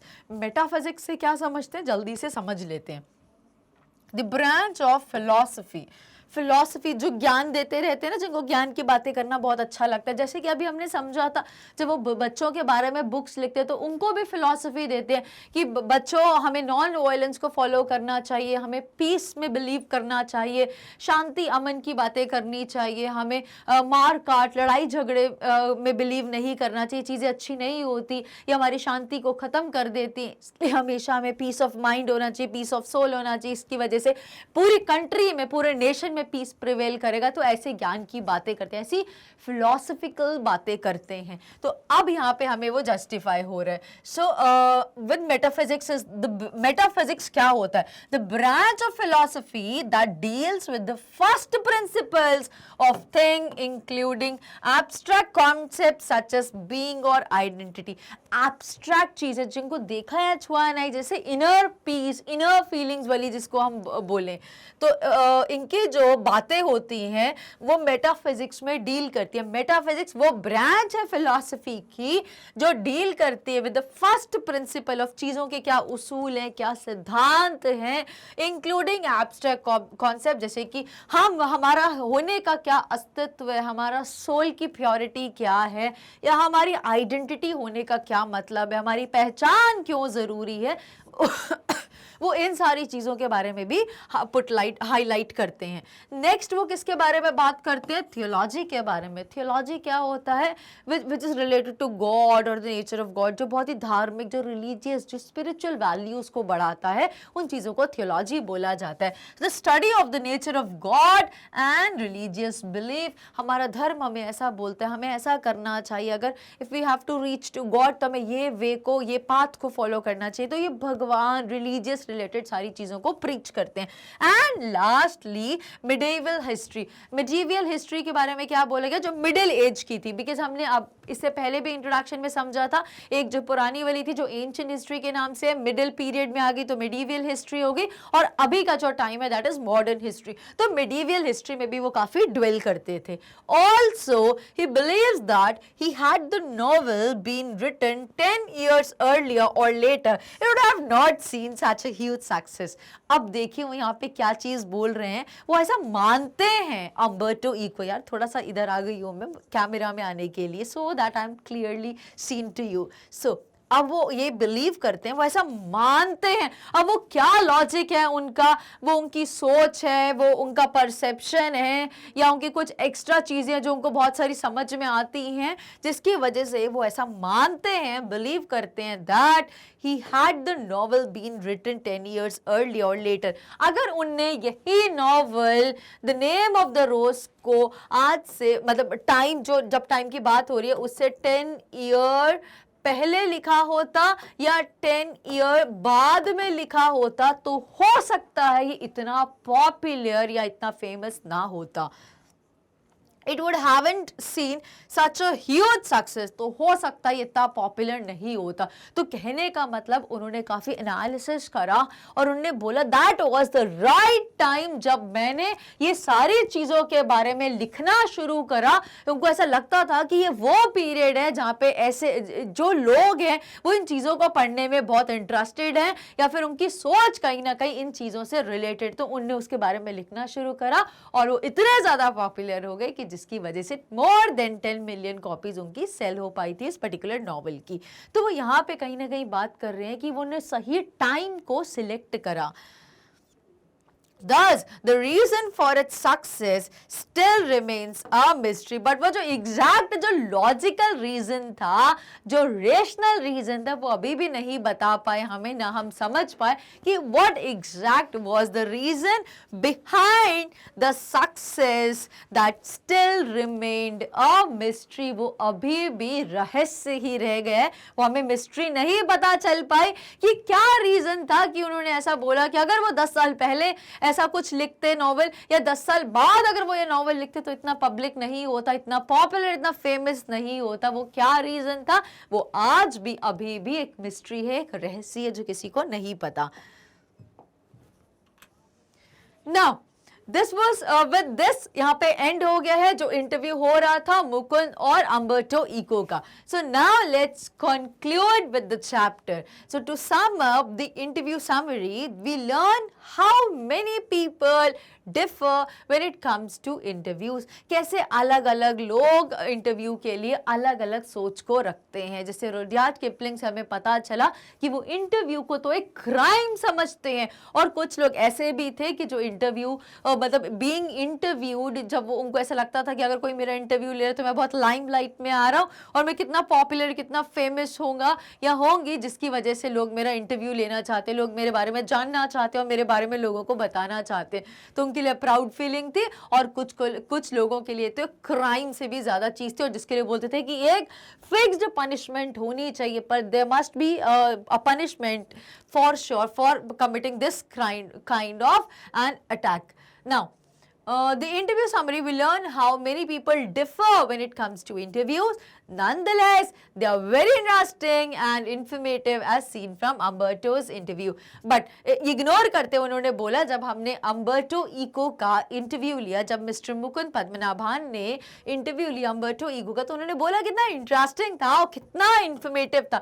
बिकॉज उन्होंने बताया कि मैं इन चीज़ों के बारे में लिखता हूँ, मेरे राइटिंग्स बहुत ईजी नहीं होती, मैं इन सारी चीज़ों को हाईलाइट करता हूँ अपनी राइटिंग राइटिंग्स में, जिसकी वजह से रीडर्स को इंटरेस्ट आता है। और उन्होंने ये भी बताया अपनी राइटिंग्स में कि मैं जब लिखता हूँ तो मैं उसमें बहुत प्रैक्टिकल टच देता हूँ, उनमें मैं ऐसी चीज़ें बताता हूँ कि जैसे हम कोई रिसर्च करते हैं, हम एक पेपर पब्लिक करते हैं तो उसके लिए हम क्या करते हैं, सबसे पहले सिनॉप्सिस बनाते हैं, फिर हम उसमें हाइपोथेसिस सेट करते हैं, फिर फाइनली थीसिस बनती है, फिर पेपर पब्लिक होता है। तो जब वो ये सारी चीज़ें करते हैं उसमें अपने पर्सनल एक्सपीरियंसेस भी डालते हैं कि जब ये कर रहे थे उनके साथ ऐसा हुआ, फिर ये गलती हुई, फिर उन्होंने उसको रेक्टिफाई करा, तो वो ये सारी चीज़ों को भी बताते हैं। तो जब पर्सनल टच जो देते हैं वो रीडर्स को बहुत अट्रैक्ट करता है और रीडर्स अपने आप को उस चीज़ से एसोसिएट कर पाते हैं और डीपर अंडरस्टैंडिंग, और उनको इंटरेस्ट आता है, मज़ा आता है।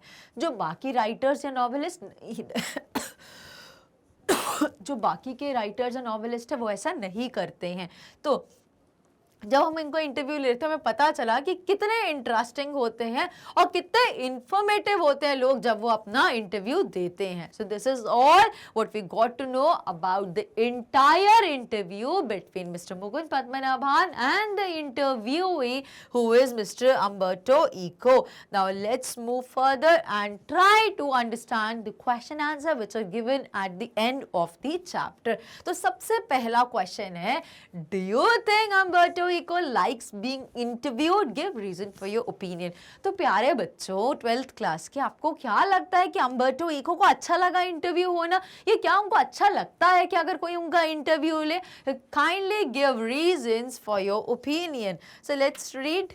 Umberto Eco doesn't think highly of interviewers who he thinks are a puzzled bunch of people। अब यहाँ पर क्या बोलते हैं Umberto Eco? He does not think highly of interviewers। उनको बहुत मतलब जो इंटरव्यू लेते हैं उनके बारे में कोई बहुत अच्छा थॉट या बहुत अच्छी सोच नहीं है अम्बर्टो इको की। Who he thinks are a puzzled bunch of people।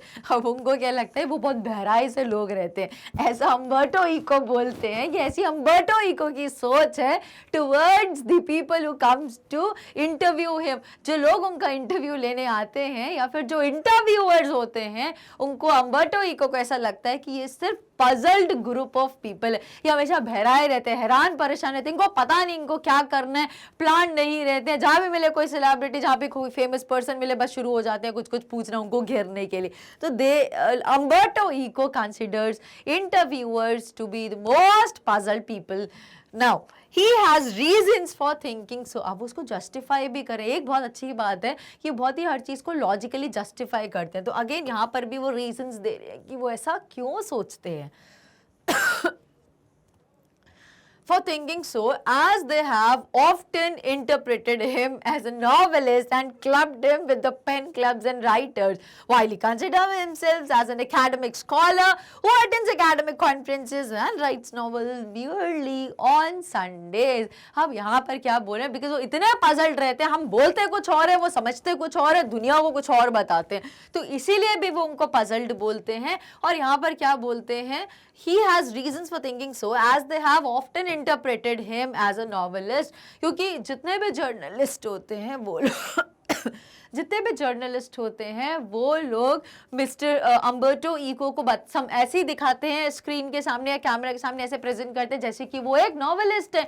तो बोलते हैं कि तुमने मेरा पूरा इंटरव्यू ले लिया, मेरे बारे में सब कुछ पूछ लिया और एंड में तुम ये कंक्लूड करते हो कि मैं एक नॉवेलिस्ट हूँ। मैं एक नॉवेलिस्ट नहीं हूँ, बाय प्रोफेशन मैं एक प्रोफेसर हूँ and I take all pride in being so. वो तो मेरा पार्ट टाइम टास्क है जो मैं फ्री स्पेस में, फ्री टाइम में जब मुझे मिलता है तो मैं वो करता हूँ, दैट इज ऑन संडेज। तो अब वो बोलते हैं वो ऑफन इंटरप्रेट करते हैं हिम एज अ नॉवेलिस्ट, और क्या बोलते हैं उनको क्लब करते हैं him with the pen clubs and writers. वो उनको बोलते हैं कि वो पेन क्लब मतलब वो जो एसोसिएशन या ग्रुप ऑफ पीपल है जहाँ पे जो लोग कॉमन इंटरेस्ट के होते हैं, जहाँ पे लिखते राइटर्स होते हैं, नॉवेलिस्ट होते हैं, एसेइस्ट होते हैं, उनका जो एक एसोसिएशन है उनको उससे भी एसोसिएट कर देते हैं ये।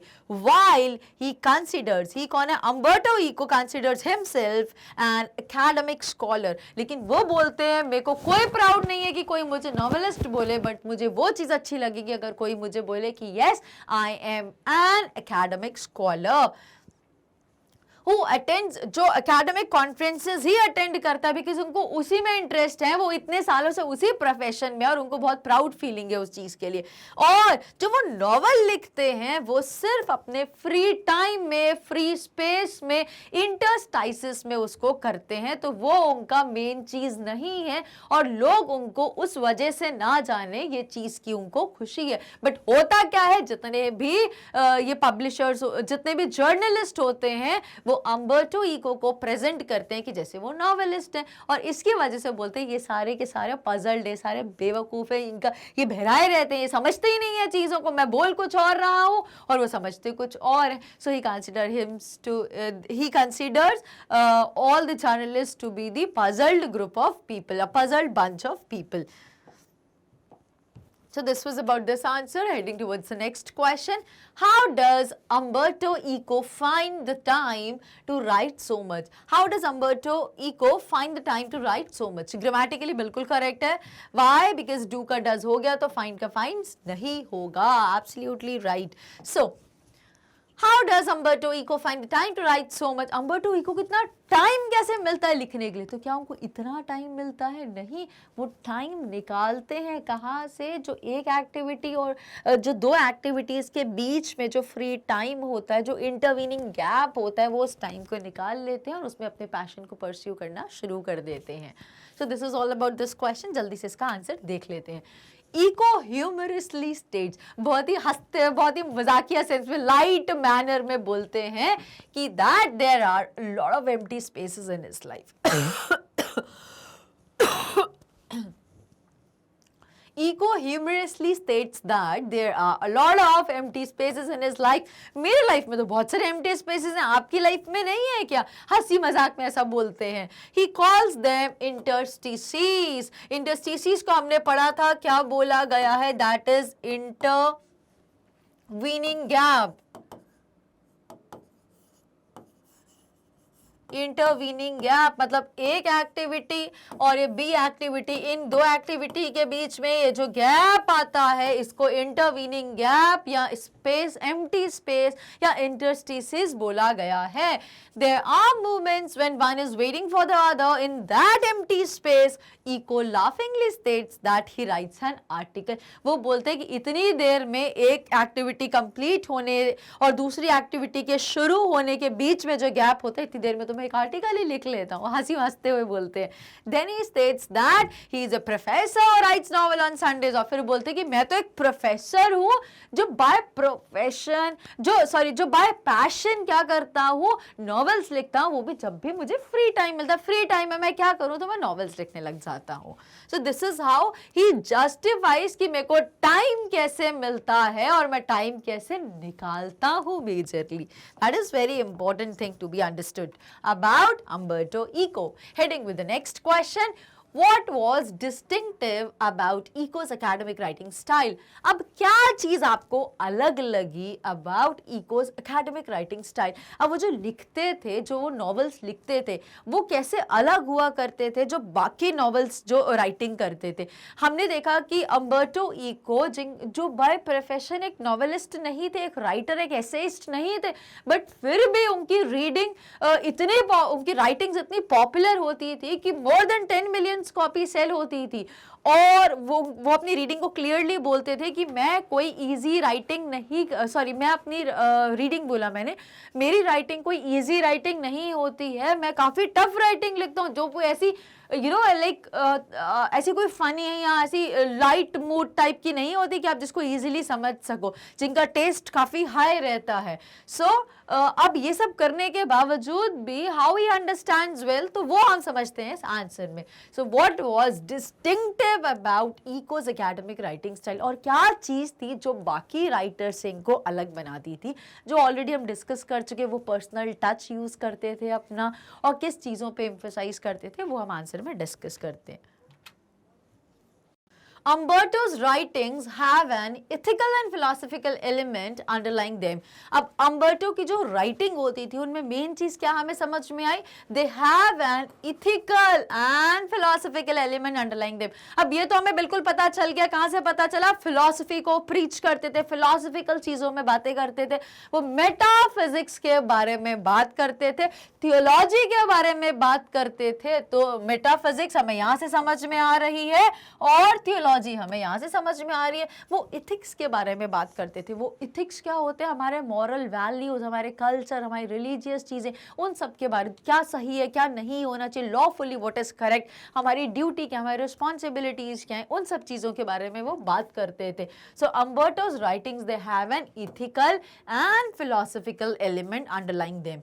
His non-fictional writing, अब उनकी जो हमने स्टार्टिंग में देखा था कि फिक्शंस लिखते, फिक्शन लिखने से पहले वो ये सारी चीज़ें कर चुके थे, बट अब यहाँ पे बोले उन्होंने कुछ नॉन फिक्शनल राइटिंग्स भी करी थी. नॉन फिक्शनल का मतलब जो उनकी रियल राइटिंग्स, वो राइटिंग जो उन्हें रियलिटी बेस्ड चीज़ें लिखी थी, जो रियल लाइफ में चीज़ें परटेन करती थी, उनके बारे में उन्होंने ये जो लिखा था. सो इस non fictional writing work has a certain playful and a personal quality about it. अब वो जो रियल लाइफ के बारे में जब वो चीज़ें लिखते थे, जब वो रिसर्च कर रहे थे, रिसर्च स्कॉलर भी हमने उनको समझा है, तो जब वो रिसर्च कर रहे थे इसी टॉपिक पे, तो वो अपने पर्सनल एक्सपीरियंस उस राइटिंग में शेयर करते थे. वो एक हाइपोथेसिस सेट करते थे, एजम्पशन लगाते थे, फिर उसके बारे में बोलते थे कि कैसे उसको सेट करना है, नल हाइपोथेसिस वगैरह लगाते थे, दिस इक्वल एज्यूम करके ये ऐसा होगा, ये ऐसा होगा, फिर उनको रेक्टिफाई करते थे, और फिर कोई गलती हो जाती थी तो वो उसको भी जस्टिफाई करते थे वहां पर. तो ऐसा पर्सनल टच जो देते थे, और उनकी जो रियल राइटिंग्स होती थी उन सारे वर्क्स में एक सर्टेन प्लेफुल, एक बहुत ही प्लेफुल वर्क पता चलता था,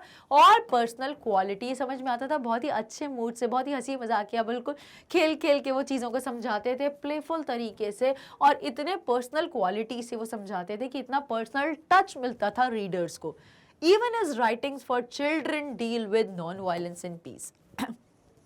और जो बच्चों के लिए वो चीज़ें जो राइटिंग्स करते थे, उसमें हमें क्या पता चला? फिलॉसफी का. वो क्या प्रीच करते थे? वो नॉन वायलेंस को प्रीच करते थे, वो पीस को प्रीच करते थे. वो चाहते थे कि सब बच्चे इसी सोच के साथ आगे बढ़े, बिकॉज उनकी इथिकल वैल्यूज़ काफ़ी हाई थी, फिलोसफिकली वैल्यूज़ उनकी काफ़ी एनरिच्ड थी. तो वो नॉन वायलेंस का लेसन इम्पार्ट करते थे, पीस के बारे में वो प्रीच करते थे. This style of writing makes reading his novels and essays interesting and being like the reading of most academic writings. His works are marked by an informal and narrative aspect. अब उनके जितने भी काम थे, उनको कैसे मार्क किया गया था? वो सारे इनफॉर्मल होते थे, फॉर्मल तरीके को फॉलो नहीं करते थे, ट्रेडिशनल तरीके से नहीं लिखते थे, वो उसमें अपना पर्सनल टच देते थे. वो जो एक ट्रेडिशनल जो टेक्निक फॉलो हो रही है, वो उसको ब्रेक करके एक अपना पर्सनल टच, जो हमें प्लेफुल और पर्सनल क्वालिटी समझ में आती थी, जिसकी वजह से इनफॉर्मल और नैरेटिव एस्पेक्ट समझ में. नैरेटिव क्यों? क्योंकि हर चीज को वो नरेट करते थे, वो समझाते थे, वो बताते थे कि इसने ऐसा हुआ, फिर ऐसा हुआ, फिर मुझसे ऐसा हुआ, फिर ऐसे करा मैंने. तो ये नैरेटिव एस्पेक्ट देते थे. सो ये सारी चीजों की वजह से अम्बर्टो इको की जो राइटिंग थी वो बाकी राइटर्स से अलग समझ में आती थी. This is all about the questions answer. अगर आपको कुछ अपने वर्ड्स में भी इसको पुट करना है, so you can do that, but main चीजें आपको यहाँ से समझ में आनी चाहिए. Then of course you can use your own words and you can frame the answer. Heading with the next question, did Umberto Eco consider himself as a novelist first or an academic scholar? तो हम बहुत ही बार अच्छे से justify कर चुके हैं. आपको लगता है आपको अपने वर्ड्स में अच्छे से इसको प्रेजेंट करना है, so you are free, but एक आइडिया ले लो कि ये मेन पॉइंट्स है कवर एटलीस्ट होने ही चाहिए. सो यस, क्या आंसर दोगे? Did Umberto Eco consider himself as a novelist first? वो अपने आप को एक नॉवेलिस्ट कंसिडर करते थे, और N academic scholar for sure. वो अपने आप को पहले एक एकेडमिक स्कॉलर कंसिडर करते थे, और फिर वो बोलते थे कि मैं नॉवेलिस्ट हूँ. और अगर कोई बोलता था कि हम आपको एज अ नॉवेलिस्ट जानते, तो वो हंसते थे, लाइट, बहुत ही लाइट, कि अच्छा चलो ठीक है यार, तुम मुझे एज अ नॉवेलिस्ट जानते तो मुझे कोई प्रॉब्लम नहीं, लाइक लेट इट बी, कोई बात नहीं, चिल है, ऐसा करके. So let's read with the questions answer and and with slides. So Umberto identified himself with the academic community, a professor who attended academic conferences rather the meeting of pen clubs. अब यहाँ पर क्या बोल रहे हैं, Umberto अपने बारे में बताते हैं कि ही identified himself with the academic community. वो अपने आप को किससे एसोसिएट करते हैं, किससे रिलेट करते हैं कि मैं कौन हूँ। He identify himself with the academic community, कि मैं एकेडमिक कम्युनिटी को बिलोंग करता हूँ, मैं इतने सालों से टीचिंग के प्रोफेशन में हूँ, मैं इस यूनिवर्सिटी में पढ़ा रहा हूँ और बाय प्रोफेशन में एक प्रोफेसर हूँ, जो जिसको बहुत प्राउड फील होता है कि क्या अटेंड करना, एकेडमिक कॉन्फ्रेंसेस अटेंड करना, रादर जो मीटिंग्स होती हैं पेन क्लब में, जहाँ पे राइटर्स की जो मीटिंग्स होती हैं वो अटेंड करने की बजाय मैं क्या अटेंड करना पसंद करता हूँ, एकेडमिक कॉन्फ्रेंसेस। तो इससे हमें क्या पता चल रहा है कि वो क्या कहलाना पसंद करते हैं, as an academic scholar. In fact, he was quite unhappy that the people referred to him as a novelist, और उनको बुरा लगता था कि लोग उनको as a क्या जानते हैं, as a novelist, ये जान के उनको बुरा लगता था, और ये समझ के उनको बहुत अच्छा लगता था कि लोग उनको कंसिडर करते हैं एक academic scholar.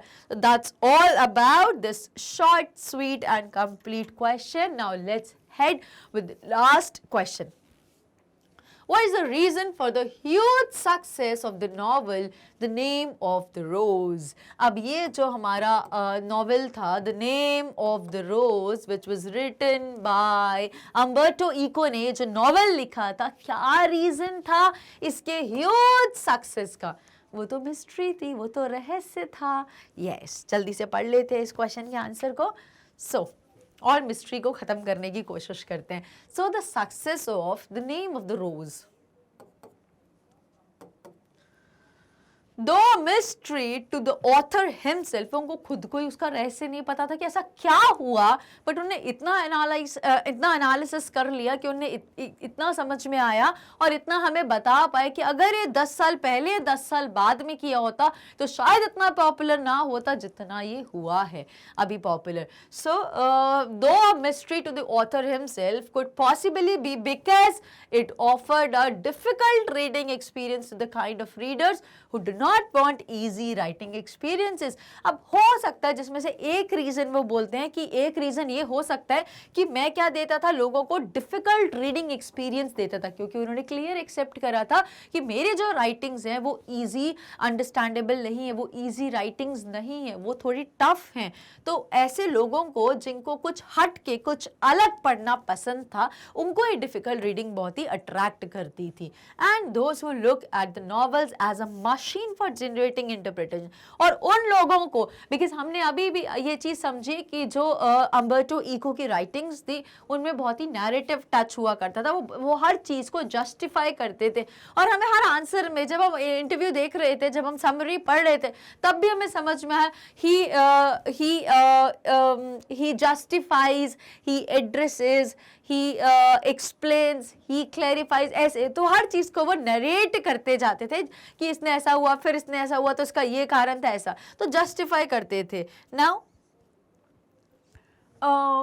let's reiterate the success of The Name of the Rose, though a mystery to the author himself, could possibly be because it offered a difficult reading experience to the kind of readers who do not want easy writing experience. उन readers को जिनको easy writing experience नहीं चाहिए था, जो थोड़ी sophisticated class को belong करते हैं, जिनका अच्छा interest था, अच्छा taste था reading के लिए, वो इनकी writings में बहुत ही ज़्यादा attract होते थे, because इनकी writings में difficult reading experience मिलता था उन लोगों को। And those who look at the novels, और वो लोग जो novels को एक मशीन समझते थे कि जनरेटिंग इंटरप्रिटेशन की, भाई अब तो मुझे एक मशीन चाहिए होगी कि मेरे को उसका मतलब बताए, कि मैं उसको बोलूं कि इसका मतलब क्या है और वो मुझे बताए, इसका मतलब क्या है वो बताए। तो ऐसे नॉवेल्स पढ़ने में किसको इंटरेस्ट आएगा? उनको ऐसा लगता था क्या बोरिंग काम है, नॉवल पढ़ो, समझ तो कुछ आएगा नहीं, एक मशीन हो जिसको वो हमें इंटरप्रेट करके समझाए तो ही इंटरेस्ट आएगा। तो उन लोगों को इनकी राइटिंग्स पढ़ने में बहुत इंटरेस्ट आता था, because Umberto Eco narrative touch रखते थे अपनी राइटिंग्स में, या नैरेटिव टच को यूज करते थे, नरेट करके लिखते थे। फॉर द सेम रीजन, और इसी रीजन के लिए the sale of his novel was underestimated by his American publishers. जो मैंने आपको बताया था, उनकी एक अमेरिकन पब्लिशर थी, उन्होंने उनको बताया कि 3000 ही बिकेंगी कॉपीज, इससे ज्यादा नहीं होंगी, बट उनकी फाइनली कितनी बिके थी। तो ये चीज से भी हमें समझ में आता है कि लोग बहुत इंजॉय करते थे उनकी राइटिंग्स को। while the readers actually enjoyed the difficult reading experience that was offered by Umberto Eco by raising questions about truth and the order of the world. अब इस लाइन को हम फिर से reiterate करते हैं, for the same reason, इसी reason के लिए, कौन सा डिफिकल्ट रीडिंग एक्सपीरियंस देने के लिए, और दूसरा यहाँ पे अगर मैं ये जो लिखा है मशीन जनरेटिंग इंटरप्रिटेशन, इसको हम यहाँ पर ऐसा समझ लें कि नैरेटिव टच देते थे, नैरेटिव टच होता था, तो ये दूसरा रीजन। तो इन दो रीजन के लिए बोल रहे हैं, तो sale of his novel was underestimated by his American publisher while the readers actually enjoyed, क्योंकि उनको लगता था यार वो तो डिफिकल्ट रीडिंग देते हैं तो कोई लेगा नहीं, यहाँ के लोग तो इतना रीडिंग में प्रेफर नहीं करेंगे, इतनी डिफिकल्ट रीडिंग कौन पढ़ेगा, यहाँ के लोग तो नहीं लेने वाले, आप सर सिर्फ इतनी कॉपीज दीजिए, ये भी बिक जाए तो बहुत बड़ी बात है। और दूसरा कि आपने इतना नैरेटिव टच दिया तो उनको बहुत पर्सनल होगा, पता नहीं वो एंजॉय करें या नहीं करें, वो इस टाइप की रीडिंग्स में इन्वॉल्व नहीं है क्योंकि उनको दूसरा एक्सपीरियंस है रीडिंग का। तो ये चीज़ों को सोचकर उनकी जो अमेरिकन पब्लिशर थी, वाइल द रीडर्स, उन्होंने उनको रिजेक्ट कर दिया इस चीज को कि इतनी सारी कॉपीज आपकी नहीं बिकेंगी, सिर्फ 3000 यहाँ पर रखी। While the readers actually enjoyed the difficult, उल्टा हुआ, फैक्ट क्या हुआ, रियलिटी क्या हुई कि रीडर्स जो थे they actually enjoyed the difficult reading experience that was offered by Umberto Eco by raising questions about truth and the order of the world. और उन्होंने कैसे क्वेश्चंस रेज करे थे, ट्रुथ के बारे में, सच्चाई के बारे में, हिंसा के बारे में, बिकॉज वो कौन थे, नॉन वायलेंस में बिलीव करते थे, पीस को प्रीच कर रहे थे, और फिलॉसफी उनकी बहुत स्ट्रांग थी, मेटाफिजिक्स में वो डील करते थे, और ऐसे theology, he was very close to God and religious things के बारे में भी वो उनका अच्छे खासी नॉलेज थी। तो इन सारी चीज़ों की वजह से जो लोग थे उन्होंने काफ़ी क्वेश्चंस भी रेज करते हैं about the truth and the order of the world, जिसकी वजह से इनके नॉवेल्स काफ़ी पॉपुलर हुए और ये काफ़ी लाइमलाइट में आ गए। हेंस जस्टिफाइड कि ये रीजन थे for the huge success of the novel that is the name of the rose. With this, we end with the discussion of the entire chapter, that is the interview. I hope you understood very well. और इसमें कोई भी phrases नहीं दिए थे beginning of the chapter जिसको हम discuss करते, बस कुछ question answers थे, वो भी बहुत ही simple, बहुत ही clear थे। So I hope it was very informative, very clear. तो exam से पहले इसको revise भी नहीं करेंगे, so you can score complete अगर ऐसा कोई question आता है तो एग्जाम में। So that's all for today's video. और वीडियो को एंड करने से पहले हम इनवाइट करेंगे अपने मैस्कट को जो आए और आपको थैंक्स करें और ये बोलना चाहते हैं, क्या बोलना है, ओके सब स्टूडेंट्स को बोल दीजिए कि स्टेप अप एकेडमी को जितना हो सके उतना ज़्यादा सब्सक्राइब करिए, अपने फ्रेंड्स को बोलिए, फॉलोअर्स को बोलिए, क्लासमेट्स को बोलिए, रिलेटिव्स को बोलिए और उनको बोलिए कि लाइक और शेयर भी करें वीडियो को। Thank you very much for watching the channel.